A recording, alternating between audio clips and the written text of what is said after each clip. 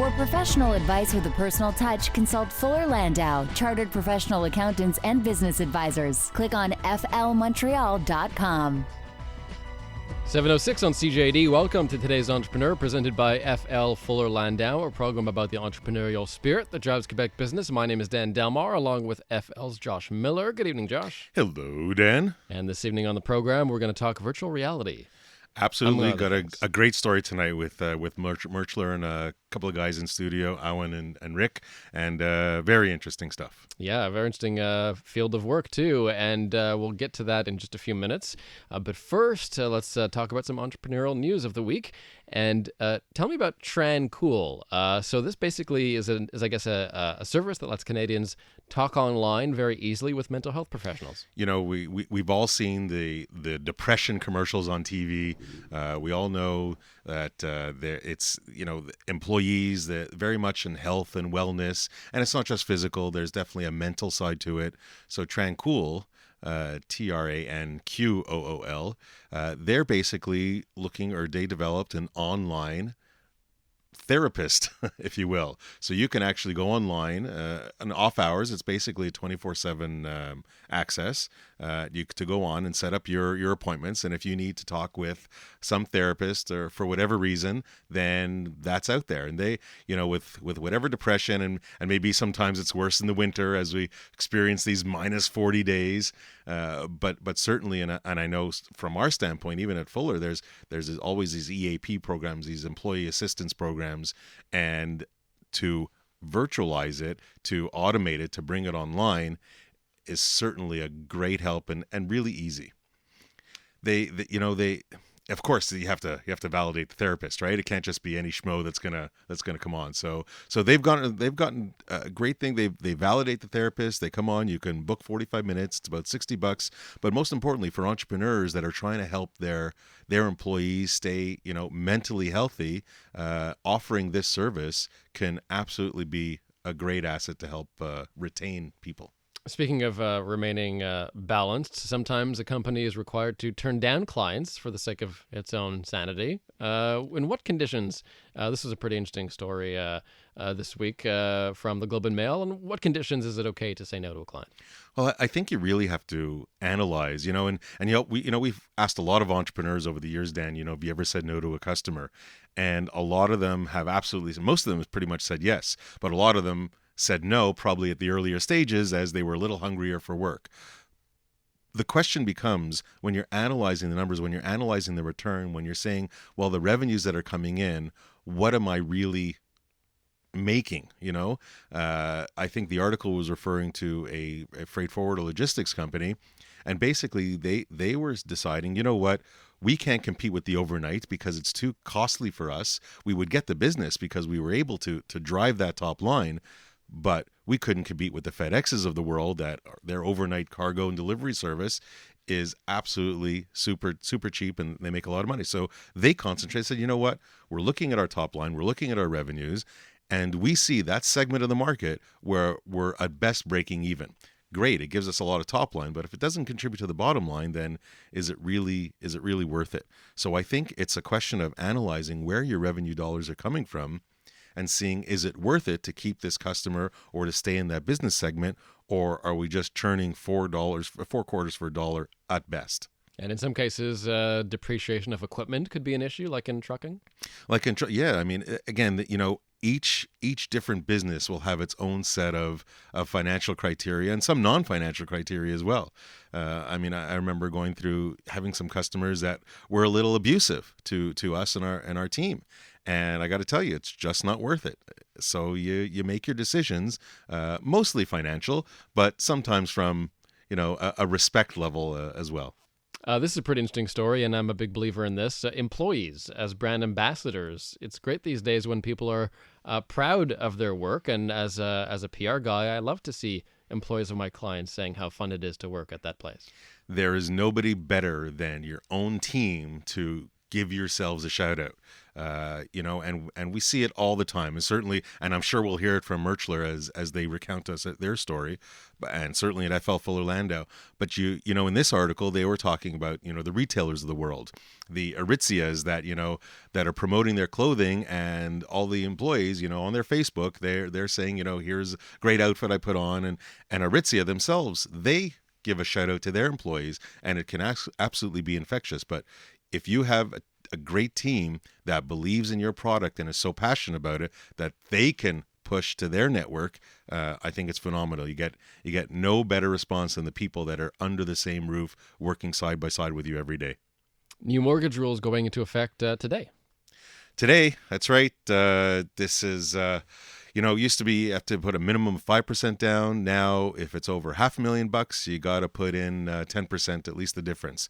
I think the government is really forcing Canadians just to save and spend a little bit better. Should they be dictating how we do that? Well, that could be a whole other debate and question.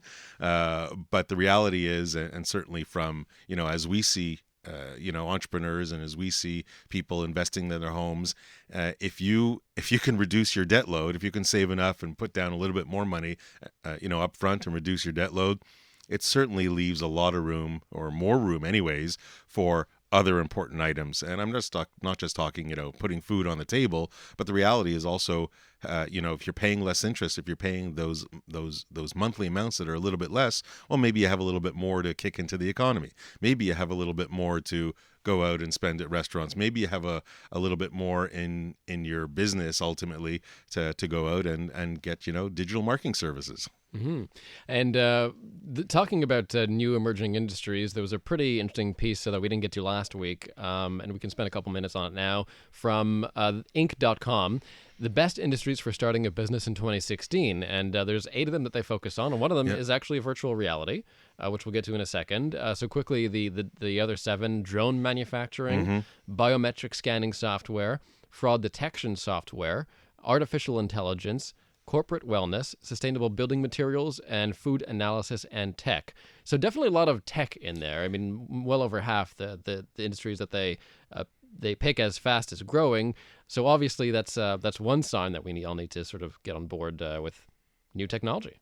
Well, there's no question that tech touches really every aspect. I mean, even here when they were listing corporate wellness, well, we were talking about Try and Cool. That's tech, but it's just using technology to achieve that goal of corporate wellness, of health and wellness. So I think tech will play a role in every business. The question is to what extent and where's the driver. If you're talking virtual reality, if you're talking drones that we all love, we all hear about and see and kind of love to play with from time to time, then there's no question that tech is at the forefront of it.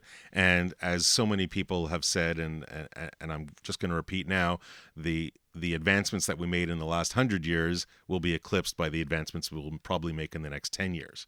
And I think this is just people understanding that where the technology is today, where the capabilities are today, and getting on that, I don't want to say bandwagon, but trying to be at the forefront for these items.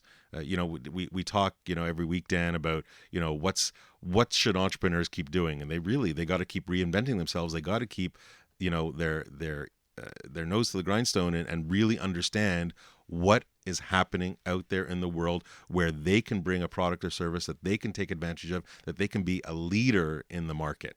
And to do that, you really got to stay on top of what's coming and what's next and what's hot. And these items, and as you say, they're worth re-mentioning because they're not saturated yet. There's plenty of room out there. So certainly in the drone manufacturing, the virtual reality, artificial intelligence, food analytics and tech. I mean, food is a huge business, and to bring tech to it and just to kind of analyze it better. I mean, that's it will always be there. And then certainly biometric scanning, as the connectivity that we spoke about last week, and people staying in touch with each other, that's huge. Fraud detection, well, we got to try and avoid that. Health, corporate wellness that we spoke about, sustainable building materials. So it's economic, it's tech, and this is what's happening today. And one of those is virtual reality, and we'll talk a lot about that on the program tonight. For professional advice with a personal touch, consult Fuller Landau, Chartered Professional Accountants and Business Advisors. Click on flmontreal.com.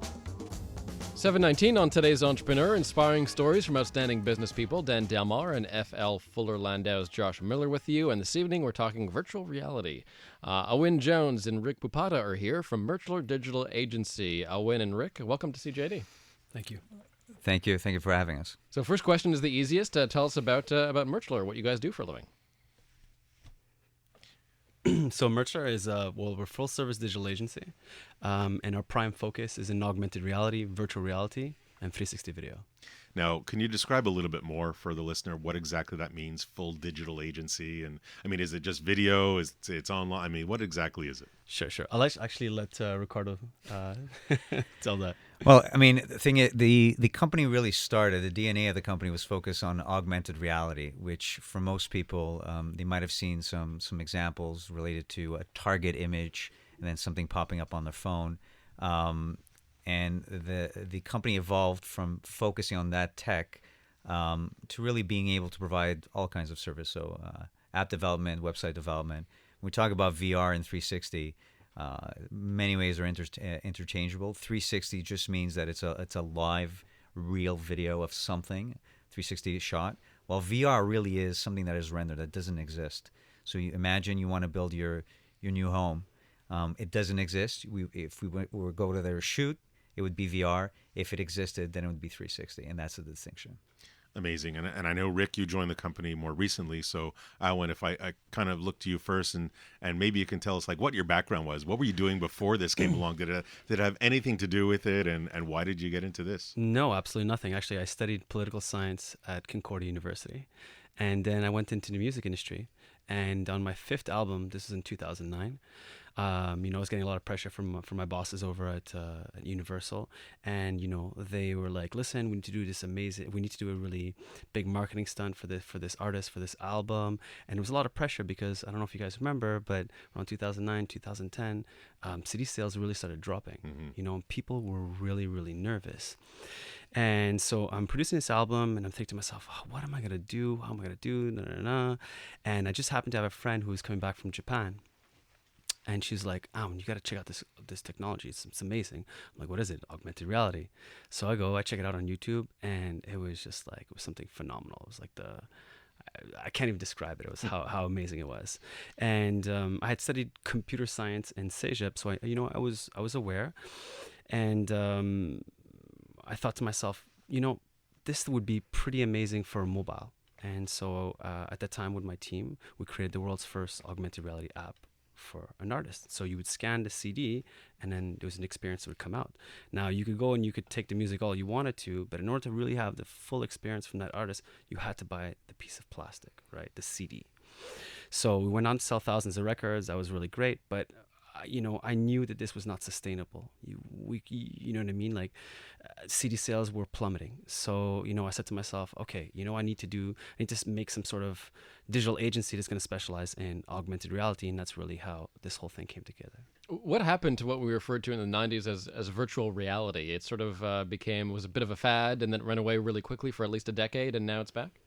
Yeah, so I mean, virtual reality is not a new thing, I mean, if you look at Wikipedia and you look at virtual reality, you can see people that came up with it in the 1950s. This is not a new thing, and there's been attempts at making this viable as a viable product, as a viable content for since the 1950s, and it's really over the last 2 years that when the Oculus Rift came out, that we were able to have a phenomenal hardware matched with great content that was be able to produce by powerful computers that we have today. Awane Jones and Rick Poupada of Montreal Digital Agency are guests this evening on today's Entrepreneur. For professional advice with a personal touch, consult Fuller Landau, Chartered Professional Accountants and Business Advisors. Click on flmontreal.com. 7:24, and Josh, this evening we're talking with Awane Jones and Rick Poupada of Montreal Digital Agency, a great example of really being at the cutting edge in marketing, and this is a prime example of that. And of course, with that, there's certain knowledge you have to have, but there's no way that one person can have all this knowledge. So Awane, you started this, you had this idea, you went through it, but as you started Montreal, did you take on other partners? Were there other people that you surrounded yourself with? Ultimately, Rick came onto the scene, but maybe you can kind of describe the people that the teamed up for, or why you teamed up with some of these people. Ooh, that's a great question. That's So, what we do here. so I mean, like the first skill set that I had that was able to push the company forward was I come from the music industry, and in the music industry, everything was always no, no, no, no. So when you're accustomed to hearing no all the time, you keep pushing and you keep pushing, and that was the right kind of frame of mind to be able to start something, because at the beginning it's so difficult. And being in sales and being in the music industry, I was able to go and find grants and find loans and be able to get the kind of the machine started. But then I can't code. I mean I'm a horrible coder. I'm not a good designer. I'm as a general businessman, I am not the best. So I got people that were way better than me and who were competent at doing this. And then that's how we got developers and designers, and of course Ricardo coming in, and George Levesque as well, of course, to be able to take the company to the next level. Was it tough to convince them that this was the next wave? Did you have to do a big dog and pony show, or was it a pretty easy sell, so to speak? I don't want to speak for you, Ricardo, Rick. was it when you came into the picture? This was something that you absolutely believed in, or did you need to really learn a lot more before you said, you know what, I'm good, I want to become a partner? Once I started digging in, to be honest, it was more of a passive investment at first. Once I started digging in, I had exactly the same feelings as I did in 1999, and so the butterflies in my stomach as to where this market was going, how the industry was opening up, and again, being really at the beginning stages when the web started, and having to convince people this was real, we're at the exact same stage, and feeling that the tipping point's coming in the market with Apple is developing things in secret, or not so secret anymore. Google making some pretty big announcements in the last 2 weeks with new Android phones on how they're going to support. The tipping point to me is coming, and so to be able to be at the sort of really beginning stages again of a new industry is super exciting. So Awan's need to convince me was very, very limited. Now that you mentioned the changes in the industry, and certainly technology, as we alluded to earlier in the program, technology has changed drastically, and certainly in your domain. In the last few years, what have been the biggest changes you've seen, and what do you see that's still to come? I mean, that's another great question. I mean, technology moves so quickly. Just internally, we send ourselves articles, every couple of hours of like this new thing that's coming out, this new thing that's coming out. It's very, very, it's very difficult to keep up. So, the phones are getting more powerful, the devices are getting more powerful, the machines are getting more powerful, and with that, you're able to create better content. And so. Yeah, I think, using, let's say, you used to need to spend a lot of money on hardware, let's say, to support the latest trend or to experience it. If you look at what Samsung has done with their Gear VR, I mean, honestly, you take a device that costs $99 and you're getting 95% of the Oculus Rift experience, and it's all coming off your phone. That's something that just didn't exist before. And to Awan and to Merchar's credit, before I came on, we talk a lot about internally experiences like museums, and how Merchar was able to develop an app where you would go to a museum. You didn't need to have headphones. You didn't have to use sort of the more archaic devices that the museum will supply to you. You could take the most powerful tool that's already in your pocket, take it out, point it to an image or point it to a painting, and have it come alive, right? There's an excellent example that, again, in terms of convincing me, that I saw with Awan in a Jackson Pollock painting that just showed me where things are going. So we can't keep up. We try to. Things are moving so fast. The reality is whatever we tell you is a trend today, in 6 months is going to change. I'm looking at some of the shots from the Grammy red carpet, and I see that that plain old photos are kind of almost becoming obsolete. Now we have the 360 photos of stars walking on the red carpet. I mean, are we getting to the point where, since everything is digital, that even just a simple photograph would be almost obsolete at this point? I mean, it will, in the sense that I think people are talking about being immersed into an experience, right? And so if you're on the red carpet, it's one thing to sort of look at it from the outside looking in, which is what most flat shots are, versus somebody taking a shot in the middle of that red carpet, turning around and seeing, George Clooney is right behind you. I mean, it's the Grammy, so let's say Kanye West. that changes your experience, and that changes the way that you feel that event is happening. So take an example like the Paris shootings. It's an unfortunate incident, but imagine somebody that on the ground taking a 360 shot of really what's going on around you. It will change your perspective. You're no longer passive, you're inside. And I think that's what's super interesting. And so when we look at where this technology is going, when you understand, and that's where I get excited, that it doesn't just apply to like the more simple like tech use cases you think of. When you think of it in terms of the art world, the live entertainment space, TV reporting, frankly, it's kind of overkill to say revolution, but we're getting there. Awane Jones and Rick Poupada of Merchler Digital Agency. More with them in just a moment.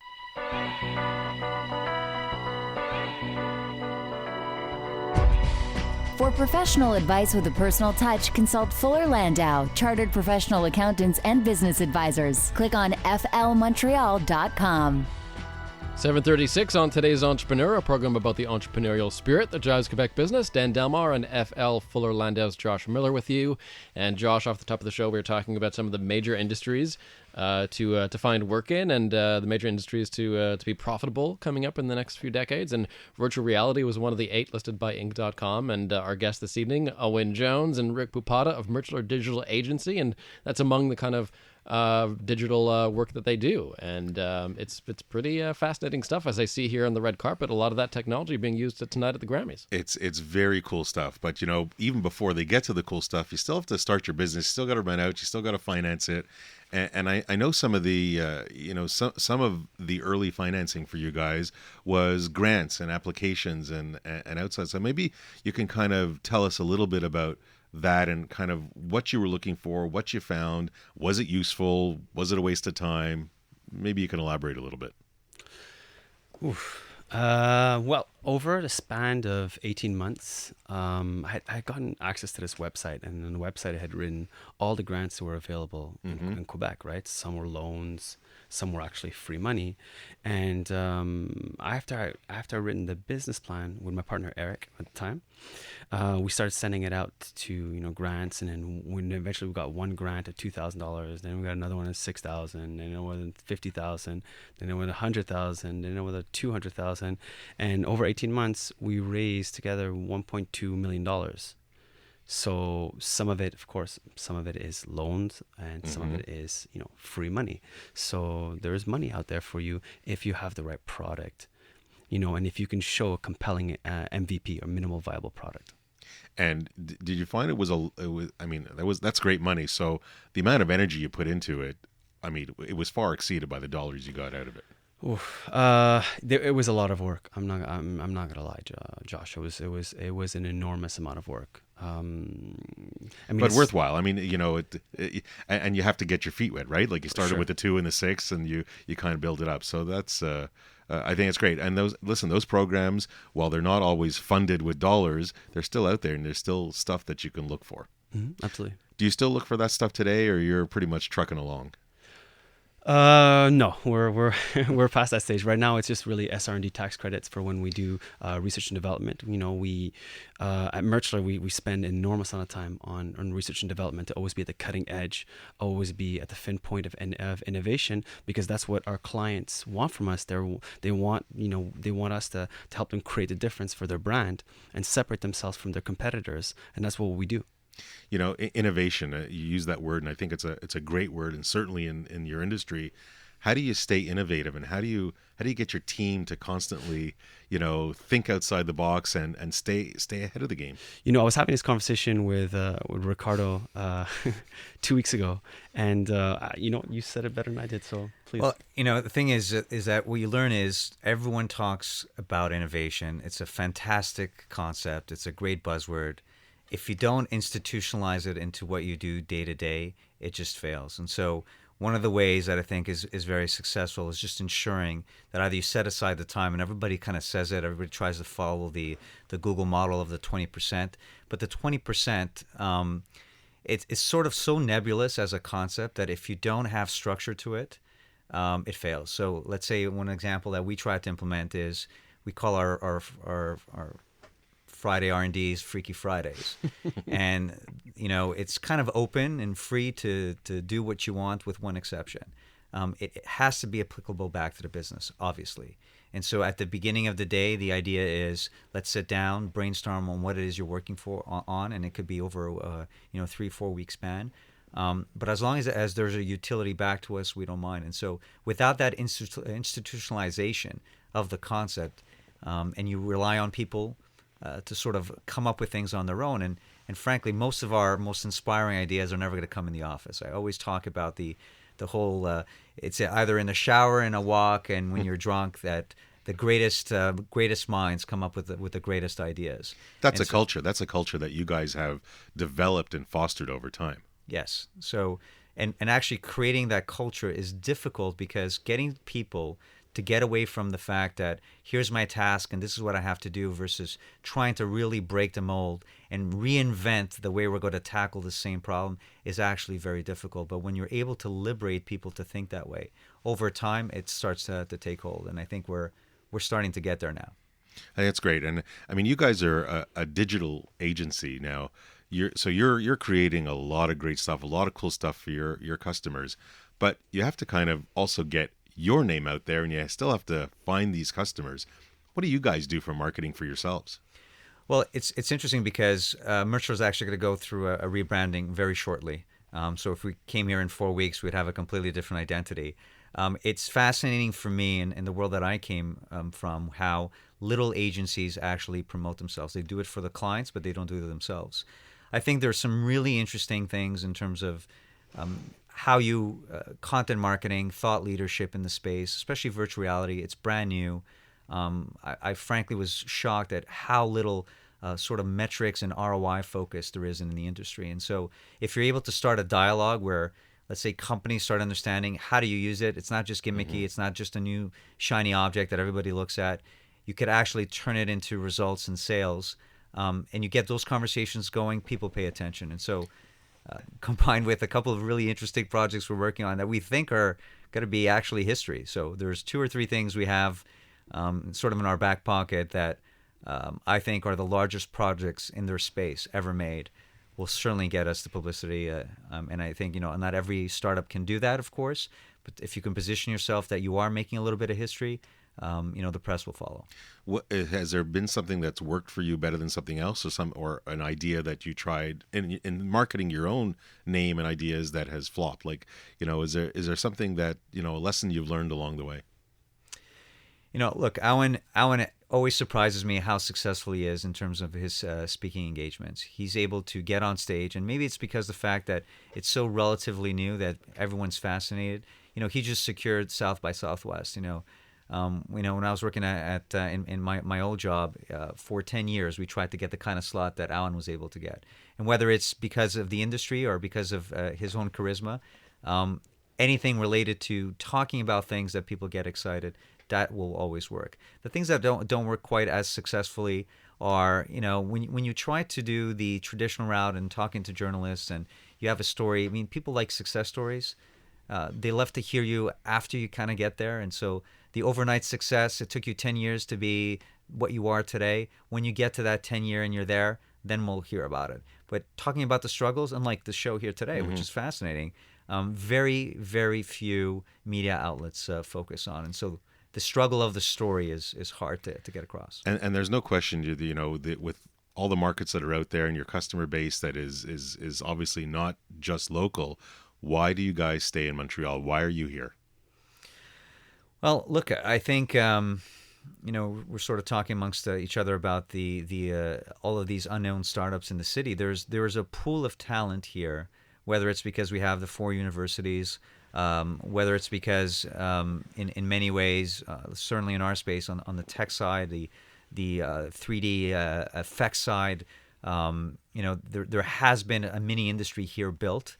From my perspective, the fact that we now have revenue that could come from the U.S. with Canadian costs, just the exchange rate itself, you're getting a competitive advantage. A big plus, no doubt. Big plus. I think the fact that we're in Montreal, we're a bit away from the noise. If we were based in San Francisco or New York, we would be chasing the latest shiny object. And so the level of distraction you have in those markets is much, much higher. Would you say Toronto as well? Toronto is starting to be that way, absolutely. So it wasn't like that before. And in some ways, Montreal was on par with Toronto in terms of our space. And now when I go to Toronto, it feels very reminiscent of San Francisco 5 years ago. Today's Entrepreneur on CJAD 800. We're joined by Awane Jones and Rick Poupada of Montreal Digital Agency. We'll talk about HR in a moment with Micheline Maillet of Fuller Landau, about hiring and retention. And we'll also have these gentlemen's one piece of advice for today's Entrepreneur on the way. For professional advice with a personal touch, consult Fuller Landau, Chartered Professional Accountants and Business Advisors. Click on flmontreal.com.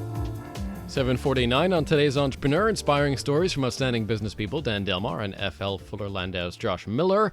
Awane Jones and Rick Poupada of Montreal Digital Agency are with us this evening, and we also bring in Micheline Maillet, HR consultant at Fuller Landau. Welcome back, Micheline. Thank you, Dan. And Josh will talk about hiring and retention, something very, very important, especially when you're on the cutting edge in tech. No question. And, there is a lot of talent in Montreal, but it is all kind of sucked up. I mean, I don't know how many people are really out there. So, we'll talk in general terms a bit with you, Micheline. First is, what do you see from a hiring standpoint in Montreal? We'll come to retention in a moment, but let's start on the hiring front. Mm-hmm. Yeah, and I mean, there's no doubt that there's a lack of qualified workers, especially in the tech industry. I mean, it's an industry that's growing like crazy. Montreal's ranked third in North America for the fastest growing tech industry. I've heard stats from different people that, there's tens of thousands, 100,000 programmers, a shortage of 100,000 programmers missing in Montreal. So really, it's very cutthroat. People need to go fill the positions they have. They're all building the Turcotte. It's okay. Yeah. Yeah, exactly. No, so it's really a growth sector, and you hear in the news all these different companies that are opening IT, communications, but I keep asking myself, where are they going to find the staff to fill all these positions that they're creating? So do people they go online? Like, where do you see the bulk of the requests going to? Yeah, I mean, they're still online, but right now people are getting scooped up right out of school. So it's beyond online. You post an online ad right now for a programmer, and maybe you'll get 3 or 4 CVs if you're lucky. So no, it's very difficult. Obviously, bigger companies have that edge where their name is out there already, so they'll have people maybe just already sending their CVs there. So for small, medium-sized business, they really have to look and see what can they do to stand out, and how can they get ahead when they're competing against companies that are very well known already. Rick, Awane, I mean, you guys are in this space where there's, I would say practically zero unemployment. Where do you find your people? Well, it's actually you're absolutely right. It's very difficult right now to find the right kind of tech talent. Inevitably, with 0% unemployment, you're taking somebody that's in an existing position, and so you either have an incredible offer from a monetary perspective, or you're able to give them a chance in something that they've always wanted to do. And so, let's say in our space, we're kind of lucky. Everyone's talking about virtual reality or augmented reality. And so when you have those initial conversations, selling them on the why of the business is a little bit easier. But it's not enough, because ultimately you'll have somebody on the other side who knows how valuable those employees are. And it's the old adage in marketing, right? It's a lot easier to keep your existing customers than going out and getting new ones. It applies to employees as well. So all of the cool little perks that everybody hears about, like the ping pong tables and the flexible schedules and the free Coke and all of that stuff, in our space, liquid Coke. We just want to clarify. Yeah. Yes. Yeah. No comment. But yes, those things are on offer.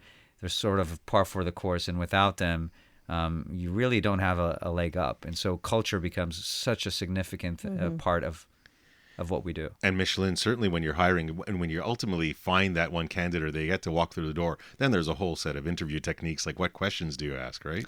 Yeah, for sure. I mean, I think the most important thing is that once you do get the candidate coming in through the door, that the person who's interviewing is representing you well, because at the end of the day, you're the one who has to sell. The candidate wants a job, but right now it's so competitive that really it's the company that has to sell themselves to the candidate, so the candidate wants to go work there. So you want to make sure that the person is representing the culture properly and what the challenges are. Right now, for a small, medium-sized business, it's the best thing you could sell is how cool your technology is, what the challenges are that they'll get in a small, medium-sized business versus maybe having to wait to move up the ranks in a larger company. So that's definitely a perk for them. And then that certainly leads us into the retention. You got them in the door, but now how do we keep them? So when we come back from the break, we'll talk a little bit more on the retention side of matters. More with Micheline, HR specialist, and Awane and Rick give their piece of advice for today's entrepreneur. That's next. For professional advice with a personal touch, consult Fuller Landau, Chartered Professional Accountants and Business Advisors. Click on flmontreal.com.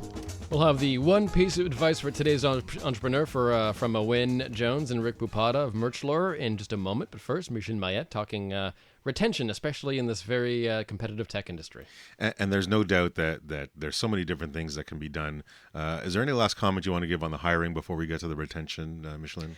Well, maybe just, your best recruiters are really your employees because they're the ones who know the company. And what better salesperson to get other people to come work for you than for them to go tell their friends how great it is to work for you and how exciting and how many challenges they have every day.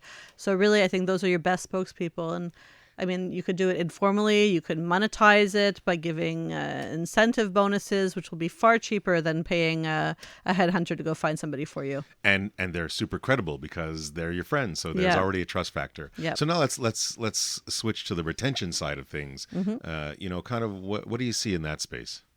I think it's all about communication, one-on-one communication. I think we take it for granted, and especially with the new generation, communication is particularly important with them. So they like to know what's going on in the company. They want to know where they're going in the company also. So, they want to know, okay, well, what am I going to be doing, 6 months from now? It used to be like, what's your 10-year plan type of thing? There's no 10-year plan anymore. They just want to know, what am I going to learn on this project, and what am I going to learn that's new on the next project, and so on. So it's really about developing their own skills and challenging work.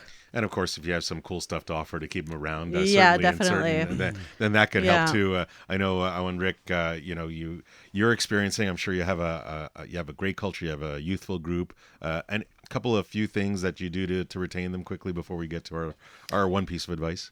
And one of the things that we do is obviously encourage them to break things, right? We're in an industry where that's encouraged, which basically means, the famous challenging the status quo. It allows our staff to really have a liberty and a flexibility that if they do fail, will not necessarily cheer it, but certainly they know that they won't lose the job as a result. And I think when you're in an industry where you're able to think that way and you're certainly encouraged by your superiors, I think it inspires people.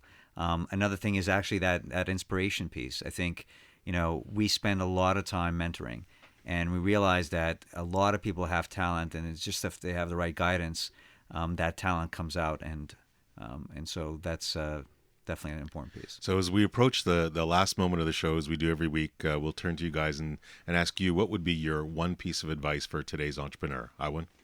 So kind of piggybacking a little bit of what Rick was saying, for me, the three things are mentors. At the beginning of my career, I was moving at snail speed, and then I met this guy called George Levesque, and, he really mentored me. And I feel that I got a university education in only a few months under the guidance of this man.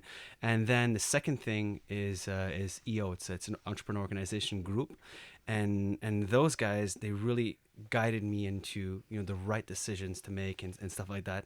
And then the third, of course, it's books, It's like Warren Buffett says, you can only learn from your mistakes, but it's a lot easier to learn from other people's mistakes. So, read as many books as you can, from Rockefeller Habits to Double. That stuff is extremely important. Excellent. Rick, do you have a quick piece of advice for the I'll speed through it. I talked a little bit about the why of your business, why that's important for you. It's important for your customers, important for your employees. ROI, and that doesn't mean just spending money. It's the blood, sweat, and tears. It's the return on all the resources that you have to make sure you're not wasting time on things. And a lot of businesses waste a lot of time on things that don't have a benefit. And the last one is, when you start off, you're using a lot of brute force. Eventually get elegant. And when you get elegant, you have process in place, things fly, you scale so quickly.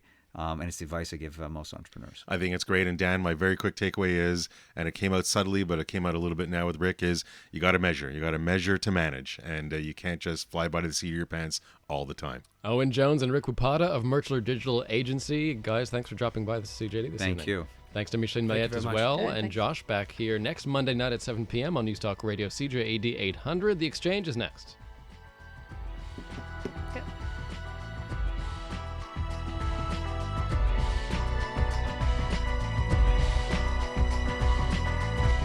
For professional advice with a personal touch, consult Fuller Landau, Chartered Professional Accountants and Business Advisors. Click on flmontreal.com.